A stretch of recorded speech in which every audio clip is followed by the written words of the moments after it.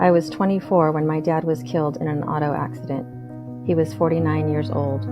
A few years ago, his older brother passed away from pneumonia.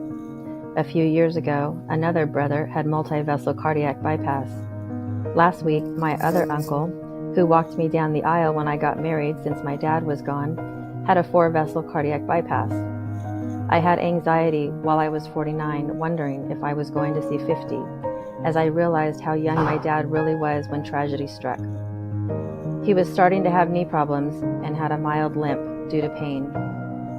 Some think I advocate for eating mostly plants and to keep moving because I'm a physician. While true, a very big motivator for my advocacy is because I am a daughter, a niece, a mom, a wife, a friend who can't stand to see my loved ones hurt. And I know it will hurt them immensely if I am not well. So I start with me. I start with the one and only person I can control. I start with the only actions I can control. And what I can control is what I eat, how I move, what I say to myself and others. This day I was tired as I hadn't slept well the night before. This day I was sore because I had lifted more weights for a longer period of time a few days before. This day it was cold outside and the sun was beginning to set, so time was limited to get a long walk in. This day I hadn't made dinner yet and didn't know what I was going to eat.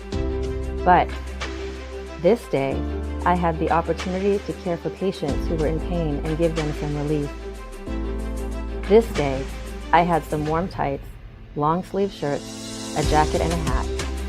This day I had a clear day and evening without rain. This day I had access to wonderful hills and trails close by. This day I had a body that works and a body that can run.